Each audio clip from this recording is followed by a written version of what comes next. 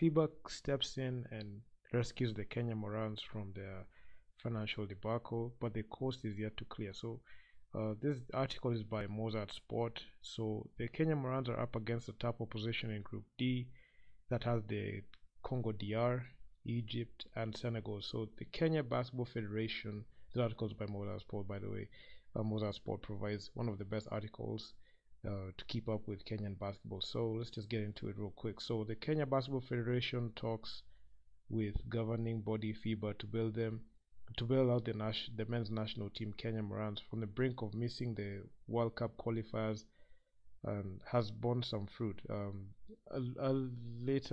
Earlier in the week, even not earlier in the week, last week, the Cabinet Secretary for Ministry of Sports, Culture and Heritage came out with a statement that we said that they don't have any money to facilitate any sporting events as the next financial year starts from July 1st, and July 1st is the date that the Kenya Morans are supposed to play Congo DR in Cairo, Egypt, in their second window of the FIBA World Cup. So yeah, the governing body, according to the Federation Secretary General Ambrose Kisoi, is willing to cater for the teams travel from Cairo from Kenya, taking a huge burden off of KBS back, who found themselves in thick and thin as the government says that they didn't have any money to offer them. So the Kenya men's basketball team looked very vulnerable. They looked like they don't have any money. The Ministry of Sports, Culture and Heritage, led by their cabinet secretary, said that they don't have any money to facilitate, and they said, in quote, they are leaving the federations to deal with this whole situation, which isn't right, because if you are representing a country, the country has to be behind you. So my question is, let's say the Kenya Morans become successful and hypothetically they win 2 games and they're able to qualify. Okay, that's if 2 games will be enough. Okay, let's say for example they win all of their games. That is if they win all their games. Will Moscow come out with a statement and say and congratulate the Morans, or will they admit liability that they did not put up the money to facilitate them in their journey, especially when they needed them the most? What I find funny is, even if you're saying that the coffers were dry, why couldn't you have at least taken a loan to facilitate this team? Go take a loan from these huge banks and put it on the next financial year, like a supplementary budget. I wonder why the Ministry of Sports doesn't have a supplementary budget. So this is just me, just giving my 2 cents on it. So moving on to the article, having been thrown into the deep end as the norm has been, the government taking care of the team's preparation and participation on any international competition, KBF had to find a way to get the Morans to Egypt. Talks with FIBA began when we realized we had to find a way for the team to play. They have been showing willingness to help. They will cater for travel expenses and will pay the debt on later. So it's not even like a grant, it's like a debt that we are incurring. So yeah, tough luck with the Ministry of Sports not putting up money to facilitate them. They at least will have taken a loan, and the loan will be a debt. The debt will be paid by taxpayers' money, but they wouldn't do that. We'd rather have a debt with FIBA. So initially we have requested, so Ambrose Kisoyo was quoted saying, initially we have requested them to cater for accommodation, but realized that they will be much more to help in the latter expenses. There will be much more, because as much as FIBA is going to pay for your air ticket, the other expenses that are going to be incurred, it's the federations that are going to take like the mantle in dealing with those. So as I continue with the end quote, we still have to find funds to accommodate the team in Egypt and any other expenses so that is what they are sourcing for. The cost for players who are set to play outside the country could partly fall on us. So there are other players who are not in the country, which is a huge challenge, because you're finding players who are internationally based and they're not in Kenya. So I don't know how FIBA is going to engineer that with Kenya Basketball Federation. I'm not sure. When we have a pro forma invoice ready for FIBA, then we can tell them how much they are willing to handle. So offered Kisoi, end quote. Meanwhile, the team has been training in Nyayo Indoor Arena in preparation for their assignment and their coach Sadat Gaya. However, the government's communication on lack of funds and the ensuing responses to said information through the non-residential camp in disarray, as Mozart sport checks can confirm that there are days the team did not train as a unit. So the whole chemistry issue is coming back to bite us. We are not training as a unit, and we will not have good chemistry going on and off, both on and off the court, because this is one thing that has made us have the Achilles heel in participating in these international tournaments, dating way back in the Afrobasket. Even in this first window, the team didn't have good preparation, so it's going to be we're just going into a slaughterhouse without any artillery to defend ourselves. So the Kenya Morans are up against the top opposition in Group D, which has the Congo DR team, Egypt, and Senegal, which they beat us in the first window way early in February this year.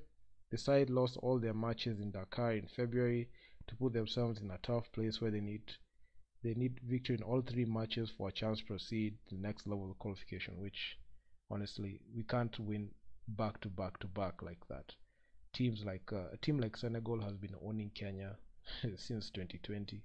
We have never been able to beat Senegal. Egypt, the home of Zamalek, the guys who won the BL in 2021, they got beat by USM in the second round. So there's no way they're going to let a Kenya side beat us, and not to mention they beat us by at least by 54 points, the highest points Kenya has ever considered in a FIBA game. And also Senegal followed it up with a 45-point blowout in the last game of the window in February. So yeah, and Congo DR owns us. They beat us way back in 2019, the African final. In this game, they met us in February. They whitewashed us. So it will be a tall order for Kenya to be able to win all the 3 games. So honestly, it's kind of difficult at this point. Disowning a list doing rounds on social media purporting to be the official traveling squad. So there's a list going on around the internet showing that the list of players that are going to go in, but it's not the official list. The official list is supposed to be released by the federation, and also the team manager has to release that, which is going to be done later today. So Kisoi says the uncertainty of the team has forced them to hold on to the final squad, arguing that the official list will be disclosed will be out with arguing that the final list will be disclosed today. So you say is correct in saying we have been given the leeway to arrive in Egypt, latest 1st July at 9 a.m. local time, so that we can undergo the required checks before the match slated for later that day, that is tomorrow. We should have been in Egypt on 28th June, that is yesterday, if our previous arrangements had stood. So if the Ministry of Sports, Culture and Heritage had put a supplementary budget to cater for the Kenya Morans trip, about like 20 to 25 million would have been enough. It's actually like money that they would have had, because given the fact that it's a ministry, they should be playing at around 10 to 15 or even 20 billion, especially from the national budget. So asking for 30 million for a trip for players from Kenya to represent the country, it should be a no-brainer, no question. So if everything and all the systems were going up right, they would have already flown in yesterday and done their drills and scrimmages today, in preparations for the game tomorrow. But because the Ministry of Sports were very disorganized and they're trying to pin it on the federation right now, it's looking bleak, because they have not even traveled yet, and they're going to travel the same day. They're going to get there the same day, and the same day they're going to match up with those teams. So I mean, it's crazy. However, the team will be out of the country as soon as possible. So end quote by Kisoi. I deviated a bit there just to explain that point, but added Kisoi in further confirming that the team will travel with Gaia as head coach Cliff Orr is unavailable for this assignment. I mean, if Cliff Orr is going to be available for this assignment, so end of the article. I mean, it's it's a bloodbath right now. I mean, given this whole situation, it's so like you can see the neglect that the national team is facing from the Ministry of Sports, um, not even offering a supplementary budget or a way out. They're just leaving the KBF, Kenya Basketball Federation, high and dry. This is something that shouldn't happen, especially for a country like Kenya that was in basket was supposed to be a powerhouse, which should have been a powerhouse contending with in East Africa, not even having the money to even purchase air tickets to for its players to represent them in a foreign soil. It's in another country. It's sad, man. It's something that I never envisioned that was going to be happening in the 21st century, but man, I was wrong because it's happening right now. It's happening, and given this whole situation, even the team when they go there, it's just going to be another. It's just going to be another, it's just going to be another slap fest by the other teams. They're just going to have their turn in punching the Kenya Morans in the teeth, like the way they did in February. It's the way Congo DR, beat them by 10 points, and the way Egypt and Senegal manhandled and ragdoll us, they thrashed, bashed us.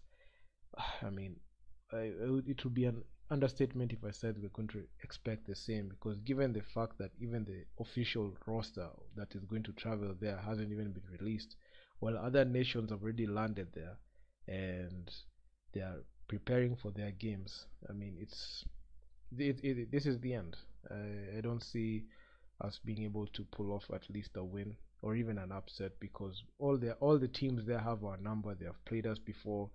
They've played us recently in February, and it's just going to be pretty difficult because, given the way sports is run in Kenya, it's high time the management changes, because if it continues like this, we are just going to keep on regressing and regressing and regressing to oblivion.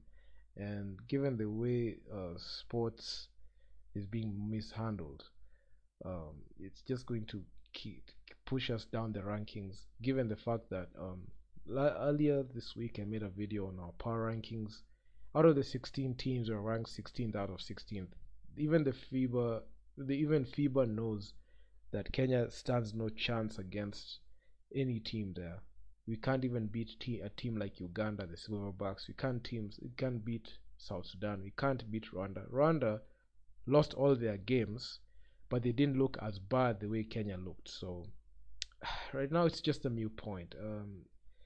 And I'm just waiting on this game. I'll be tuned in for this game. I'll be watching it live, and I'll just give my commentary on it lightly. And also the other teams, please be sure make sure you turn on this notification post for this channel, because it is going to be active for the next few days, covering the FIBA World Cup third window and also NBA free agency. So please be tune in on that, and I'm gonna see you in the next upload.